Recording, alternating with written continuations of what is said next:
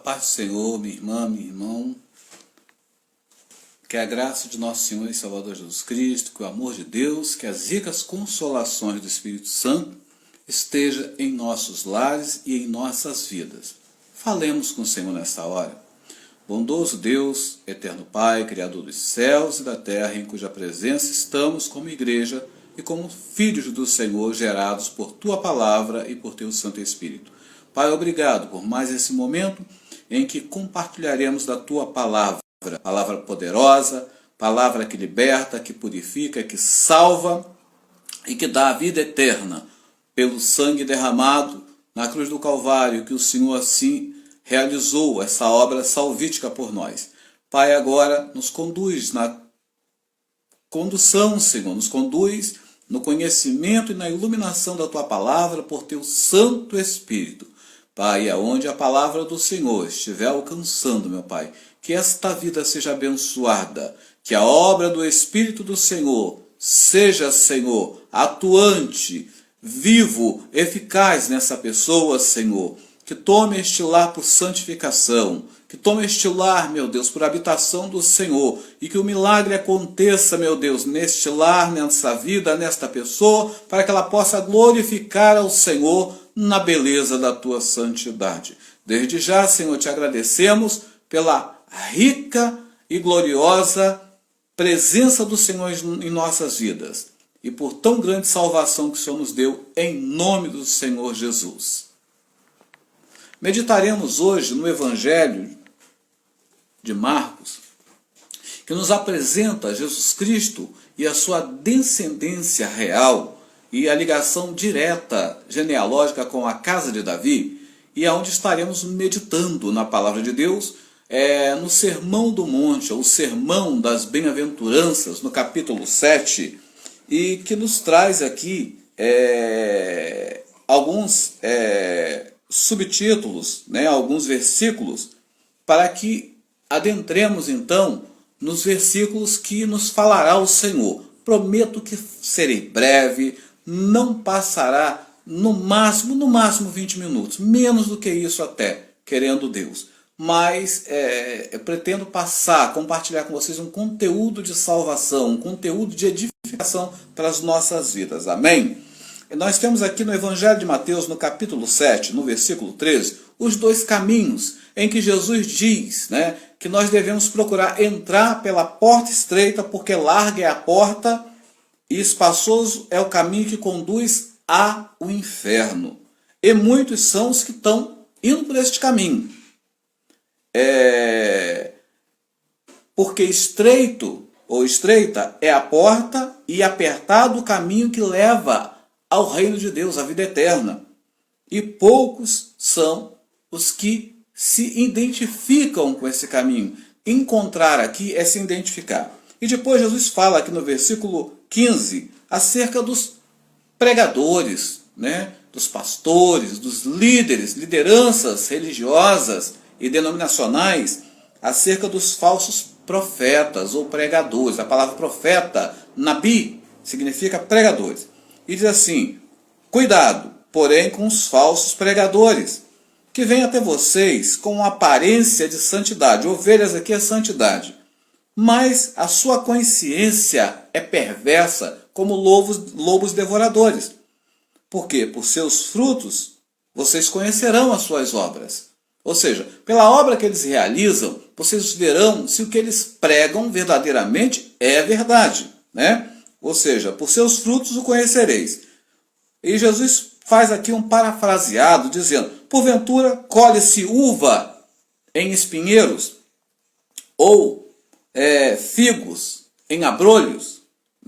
Assim, toda árvore boa produz frutos bons, e toda árvore má produz frutos maus. Não pode a árvore boa produzir mau fruto, e nem a árvore má frutos bons. Toda árvore que não dá fruto é cortada e lançada no fogo. Portanto, pelos seus frutos os conhecereis. Jesus está dizendo aqui que nós conheceremos aqueles que se dizem de Deus, aqueles que se dizem preocupados em nos transmitir as boas novas de salvação, a palavra que abençoa, a palavra que liberta, a palavra que cura, a palavra que te conduz ao batismo com o Espírito Santo e a consciência de transformação e arrependimento por meio da observação da vida dessa pessoa. Porque falar é fácil, ensinar não é difícil.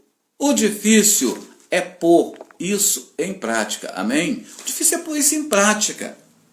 Então, Jesus então está nos orientando acerca disso, né? Em Mateus 7, versículo 13 a 15. E aí depois Jesus nos faz uma pergunta, né? Aqui um subtítulo: quem entra no reino de Deus? Meu irmão, minha irmã, na sua opinião, quem é que entra? Quem vai entrar no reino de Deus? Vamos ver o que nos diz o próprio Jesus no Sermão do Monte, falando aos seus discípulos e àquela multidão. Nem todo que me diz, Senhor, Senhor, entrará no reino dos céus, mas aquele que faz a vontade de meu Pai que está nos céus. Muitos me dirão naquele dia, Senhor, Senhor, não profetizamos em teu nome? E em teu nome não expulsamos demônios? Em teu nome não fizemos milagres e coisas extraordinárias? E então lhes direi publicamente, nunca conheci vocês. Afastem-se de mim, vocês que cometem pecado. Iniquidade aqui é pecado. Ou seja, quem é que entra no reino de Deus? É aquele que, conhecendo a palavra de Deus, põe em prática. É aquele que, conhecendo a palavra de Deus, vive essa palavra pela novidade de vida, pelo Espírito Santo, pela transformação da sua consciência, de uma entrega verdadeira, de uma entrega de fé, de uma entrega de obras vivas e não obras mortas. Né? É glorioso falar dos feitos dos heróis da fé, como está lá em Hebreus 11. Mas é maravilhoso saber que Deus também opera nos dias de hoje, através de você, através de mim, através até mesmo de uma luta que você esteja enfrentando na tua vida, seja ela na área da saúde, seja ela emocional, física, porque tanto emocional quanto física estão interligadas, né? Se a saúde emocional está ruim, a física também está ruim e vice-versa.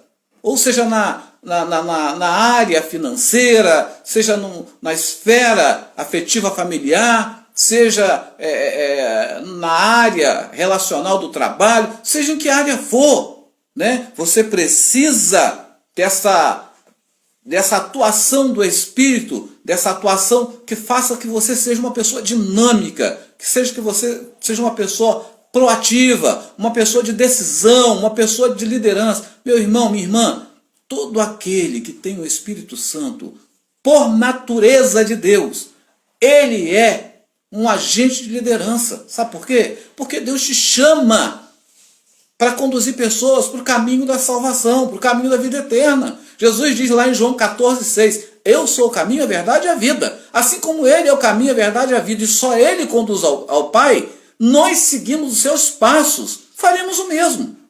Levaremos pessoas por Jesus, que é o caminho, na verdade de Jesus e pela vida que ele deu na cruz do Calvário por mim e por você. Amém, meu amado? Amém, minha amada? Glória a Deus, louvado seja o nome de Jesus. Que enquanto nós estamos aqui trocando conhecimento, experiência na palavra do Senhor, o Espírito Santo esteja atuando na tua casa, o Espírito Santo esteja abençoando a tua vida, libertando, curando, batizando com a presença dele e a atuação viva dele na sua consciência.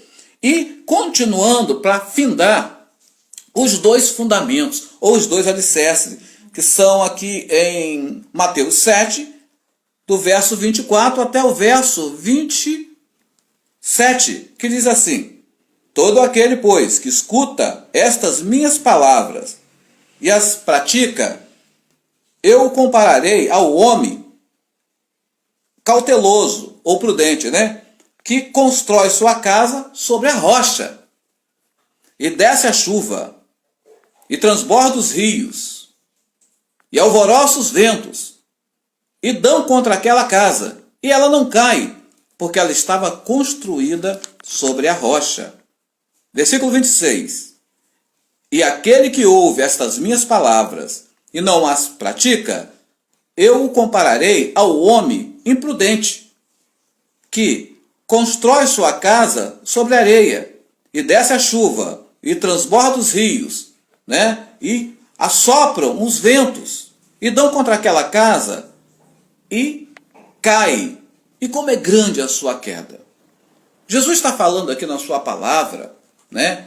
Aqui dos dois caminhos, dos falsos profetas, de quem entra no reino de Deus. Jesus está falando claramente aqui em Mateus 7, 24, como conclusão, né, desses três tópicos, desses quatro tópicos aqui, é que alicerces, fundamentos. Hebreus 11 diz que a fé é o firme fundamento das coisas que não se vê, mas a esperança, a confiança, a certeza daquilo que você espera. Porque pela fé você sabe que Deus é poderoso para realizar. Pela fé você sabe que Deus tem poder para fazer aquilo que você crê que Ele é poderoso para fazer.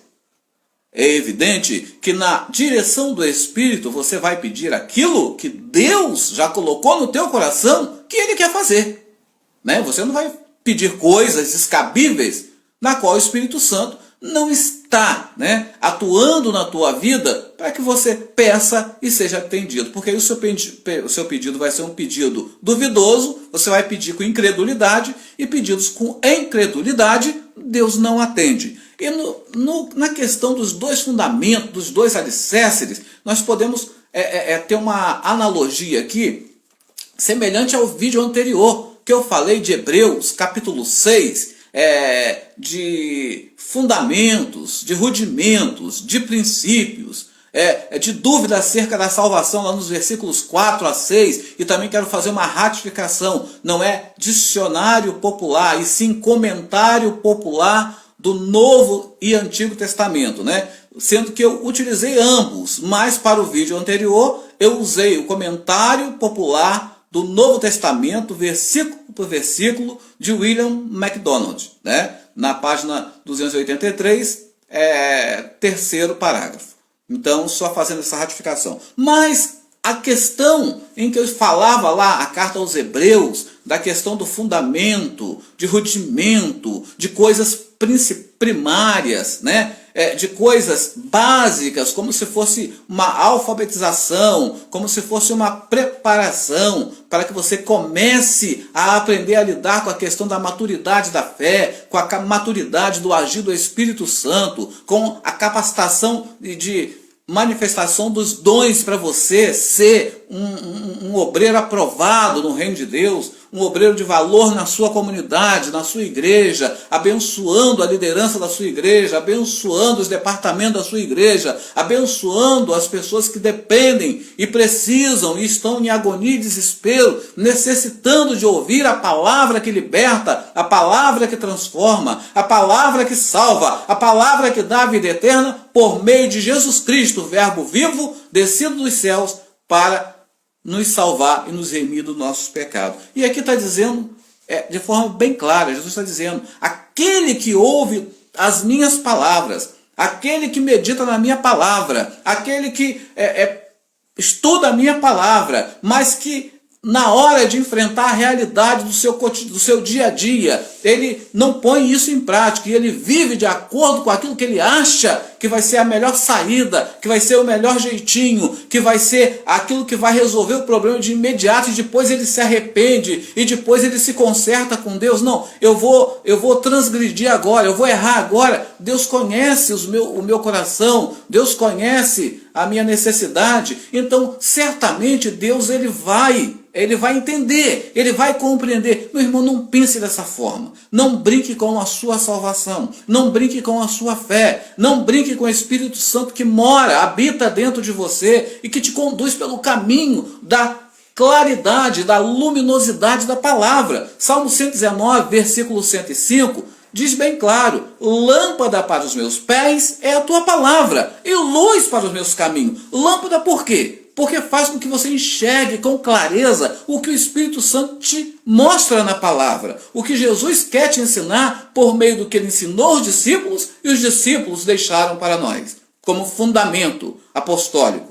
Então, aqui, o que acontece? Aquele que constrói a casa sobre a rocha, ele tem trabalho para construir a sua casa. Por quê? Porque a rocha é um solo, é difícil de ser assim trabalhado. Perfurar uma rocha, a rocha é trabalhosa, rocha é sinônimo de fortaleza, rocha é sinônimo de segurança, rocha é sinônimo de coisas que para ser penetrada ou ser destruída, ela precisa de muito esforço e de algum tempo. E durante esse tempo, é lógico que você vai repensar se vale a pena investir tanto nessa condição. Mas, meu irmão, minha irmã, essa rocha que é o terreno em que quem ouve a palavra do Senhor a põe em prática, também produz com esse tempo de esforço para preparar o solo para uma construção dos sonhos, faz com que você amadureça na palavra, que você cresça na palavra, que você entenda o propósito de Deus para a tua vida, que você entenda o agir de Deus na sua vida. Porque tem muitas pessoas aí caindo aqui na questão dos falsos profetas, que vendem promessas, que vendem coisas que não acontecem necessariamente na vida de todo mundo.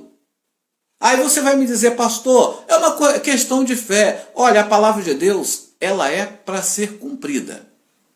Se Deus te prometeu, não adianta se eu estou pregando. Se eu estou pregando e não estou vivendo, você só tem que pegar a palavra de Deus e colocá-la em prática na tua vida. Porque na minha vida vai ser só um faz de conta. Eu vou ser como um ator, né, que está encenando uma peça, que está fingindo ser algo que eu não sou. Mas se você crê na palavra, o Espírito Santo vai realizar o milagre na tua vida. O Espírito Santo vai transformar a tua vida. O Espírito Santo vai fazer de você, aleluia, glória a Deus, aquilo que Ele quer que você seja, para que Ele possa te usar como um instrumento, como uma ferramenta poderosa para a salvação da sua casa, da sua parentela e de todos aqueles que estão ao seu redor.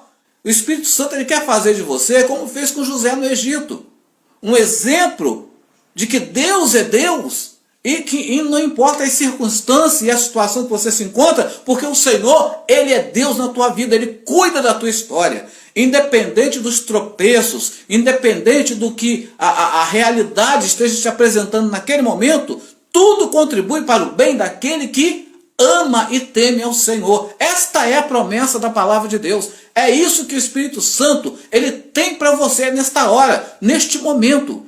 Eu não sei o momento que você está vivendo, eu não sei o que você está enfrentando, mas uma coisa eu te garanto, a palavra de Deus é fiel e ela se cumpre pela fé daqueles que a ouvem. Romanos 10:17, de maneira que a fé vem pelo ouvir e ouvir a palavra de Deus. Você está ouvindo agora a palavra de Deus, creia. Assim como Atos 16:31, o carcereiro diz, aterrorizado, ele diz assim, o que eu preciso fazer para ser salvo? E ali Paulo e Silas diz, olha, não precisa fazer nenhuma barbarice, creia em Jesus Cristo e seja salvo, você e toda a sua família. Meu irmão, minha irmã, creia no Senhor Jesus e seja salvo, você e toda a sua família. Creia no Senhor Jesus e tenha seus propósitos organizados na sua consciência, porque o Espírito Santo, ele é o pedagogo que te conduz de forma correta,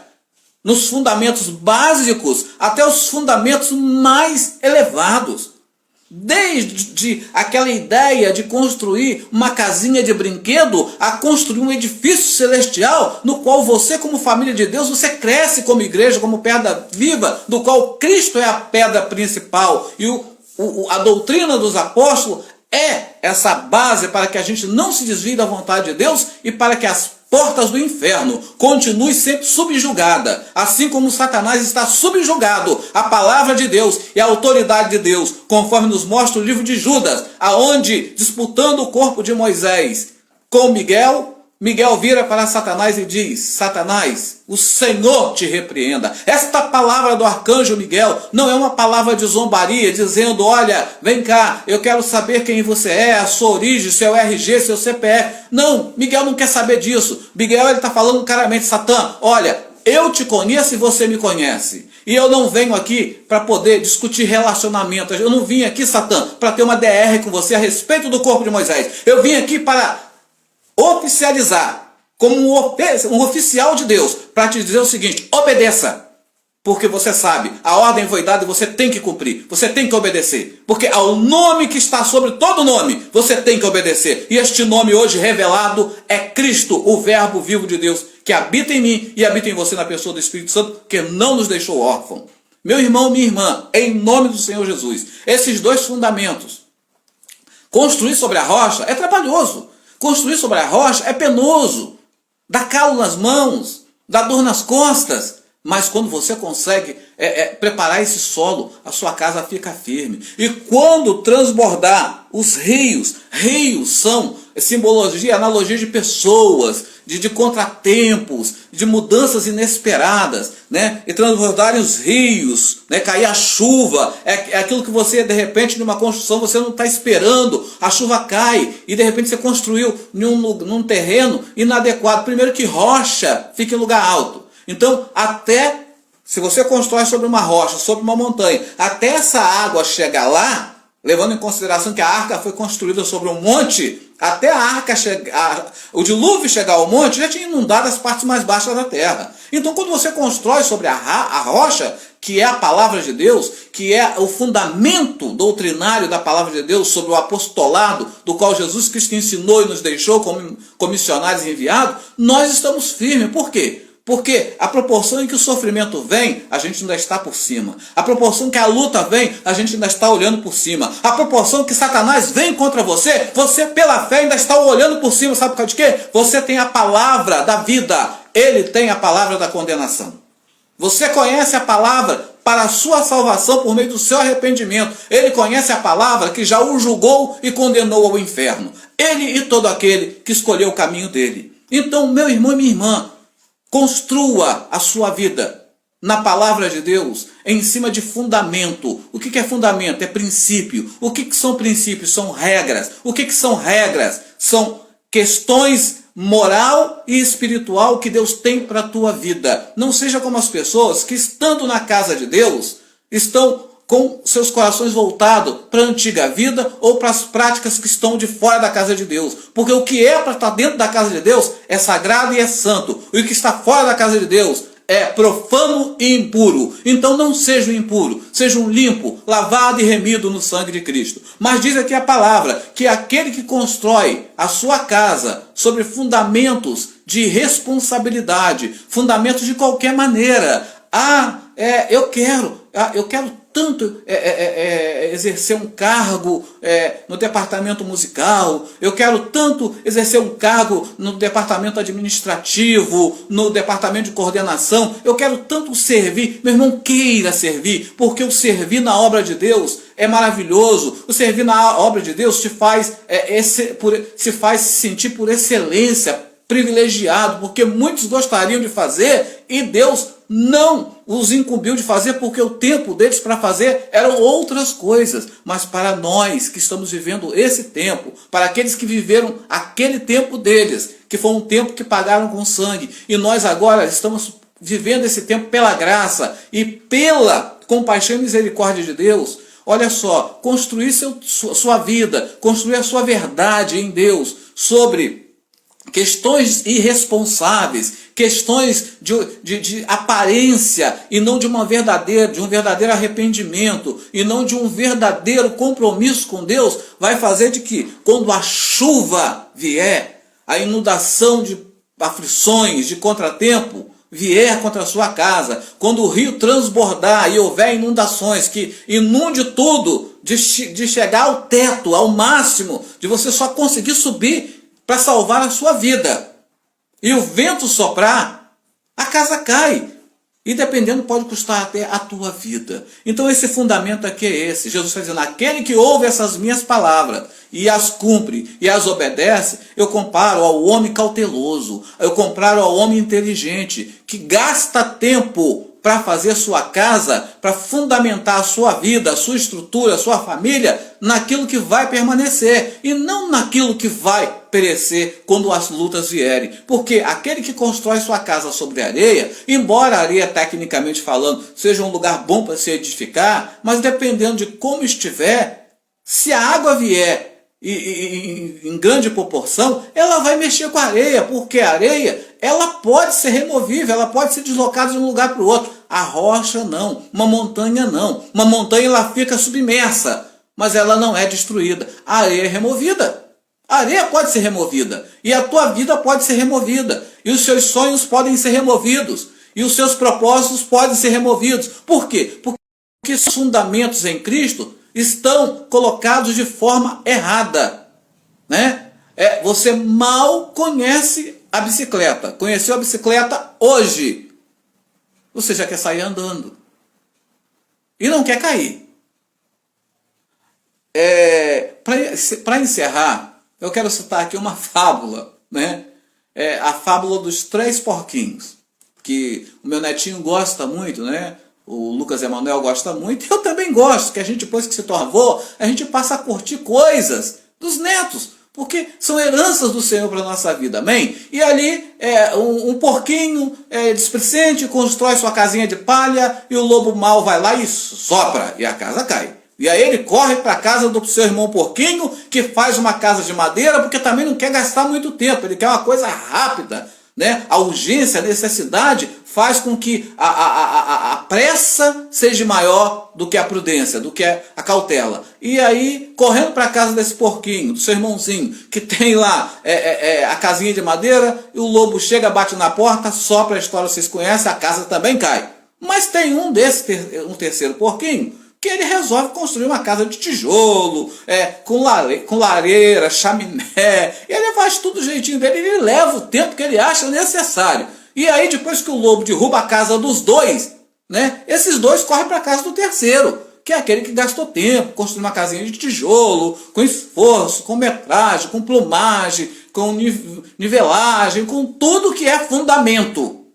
E aí o lobo chega todo valente, que já havia derrubado 2 casas, né? E agora juntaram 3 porquinhos, o almoço, a refeição desse lobo ia ser dinâmica, ia ser extraordinária.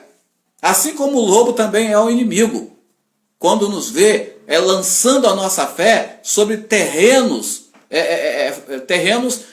fracos, terrenos sobre solos que não são compatíveis com os nossos sonhos, com aquilo que Deus tem para a construção do nosso ser, da nossa vida, do nosso crescer espiritual no Espírito Santo, na presença dele. E aí aquele lobo bate na porta e diz que quer entrar, e o dono da casa de tijolo diz que não vai entrar, e ele sopra, e ele sopra, e ele sopra, e a casa não cai, né? E por fim ele tem a ideia de entrar pela chaminé, mas a lareira já está acesa, e o resultado vocês sabem, né? O lobo sai dali queimado e prevalece a casinha de tijolo. É uma fábula, pastor Rogério. Mas tem fundamento, porque dentro desse princípio aqui, dos 2 princípios, dentro dos 2 caminhos, dentro dos falsos profetas, dentro de quem entra no reino de Deus, e dentro de quem constrói a sua fé, né, que é o firme fundamento, princípios, alicerces, dentro da rocha que é Cristo, e a palavra de Cristo, e o exemplo da vida de Cristo, e dos discípulos de Cristo, a gente tem esse contentamento de passar pela prova dando glória a Deus, de passar pela prova sabendo que o Senhor está conosco, de saber que, mesmo não conseguindo caminhar sobre as águas como Pedro, assim como Pedro teve dificuldade, nós seremos segurados pelas mãos e não nos afogaremos, porque Cristo está conosco em todo tempo, em todo momento, sem largar a nossa mão em momento algum. Meu irmão, minha irmã, que esta palavra de Mateus 7, versículos 13, os 2 caminhos, 15, falso profeta, 21 a 22, quem entra e quem não entra no reino de Deus, e os 2 fundamentos, os 2 alicerces das 2 casas, casa aqui é a nossa vida, é a forma como a gente está estruturando a nossa fé e a nossa família. Questionamos às vezes algumas coisas que a gente não compreende. Senhor, por quê? Senhor, por que isso está acontecendo? Se eu me dedico ao Senhor, se eu me entrego ao Senhor, meu irmão, minha irmã, não é perguntar ao Senhor por que isso está acontecendo. É um direito seu perguntar a Ele mesmo. Mas mais do que perguntar é entender. A sua fé está construída sobre que fundamento? Sobre a rocha ou sobre a areia? Que Deus abençoe poderosamente a tua vida. Que Deus abençoe poderosamente a tua casa. Que o Senhor faça resplandecer sobre ti e sobre os seus a luz da graça dele e da glória dele. Que o amor de Deus, que a graça que há somente na pessoa de nosso Senhor e Salvador Jesus Cristo, que as ricas consolações com o Espírito Santo, seja com a igreja do Senhor, hoje e por todo o tempo, em toda a eternidade, em Cristo Jesus, nosso Senhor e Salvador. Deus te abençoe, Deus te guarde, e eu quero orar por você agora. Senhor Deus, eu quero pedir ao Senhor, meu Deus, que entre neste lar, e aonde estiver, Senhor, uma pessoa precisando ser liberta, que pelo sangue que o Senhor derramou na cruz do Calvário, pela autoridade do teu nome, presença do teu Espírito, a libertação aconteça nessa vida. Aonde estiver uma pessoa enferma e a sua fé for uma fé que clama por cura, e essa cura estiver, Senhor, na tua vontade, que essa cura se realize agora para a glória do teu nome. Pai, que aonde estiver uma pessoa em condições precárias, meu Pai, passando por dificuldades, meu Deus, econômicas, meu Deus, que esteja lhe privando, meu Deus, o necessário, que o Senhor, assim como foi, meu Deus, com aquela viúva, lhe multiplicando o azeite, lhe multiplicando a confiança, lhe trazendo providência e provisão, que o Senhor seja na vida desta pessoa agora, em nome de Jesus, Pai. Eu quero te pedir que o Senhor visite os hospitais, que o Senhor visite, meu Deus, os hospitais, meu Deus, de assistência, meu Deus, aquelas pessoas de saúde mental, meu Deus, debilitada, que o Senhor esteja ali socorrendo, que o Senhor esteja livrando. Pai amado e querido, pela palavra do Senhor, como está lá no Evangelho de Marcos, no capítulo 16, do verso 15, 16 em diante, que todo aquele que crê possa ser um realizador dos teus sinais, possa ser um atalaia, um profeta do Senhor na terra dos viventes. Pai, o Senhor não nos deu um espírito de medo, mas um espírito de confiança, de fé e de ousadia, um espírito de intrepidez, para dizer que somos lavados, que somos remidos, que somos salvos e libertos pelo nome e pelo sangue de Cristo Jesus, ressurreto à tua destra. Pai, nos conceda uma boa noite, nos conceda paz, nos conceda a tua paz, a paz que o mundo não conhece, a salvação que o mundo não conhece, pois Provérbio 14, 12 diz: há caminhos que aos olhos do mundo parecem certos, mas são os caminhos que levam para a morte. Que Deus esteja te abençoando grandemente em nome de Jesus. Que o Espírito do Senhor te conduza por caminhos de novidade de vida. Que, como está escrito no Salmo 119, que o Senhor te ensine a guardar a palavra dele dentro do seu coração, para que você se desvie do caminho do pecado e das más companhias. Que o Senhor abra os teus olhos para a lei, que é a palavra do Senhor, para que você entenda com clareza a palavra de Deus e não se deixe enganar por vendedores de falsas promessas. Que o Senhor seja para você, como Salmo 119, Salmo 105, lâmpada para te guiar e luz para que você possa caminhar no caminho da salvação, vivendo já as bênçãos de Deus agora, provando um pouco daquilo que Deus tem para você na eternidade. Que Deus te abençoe, que Deus te guarde e até uma próxima oportunidade, se assim for a vontade do Eterno, em nome de Jesus. Fiquem na paz do Senhor.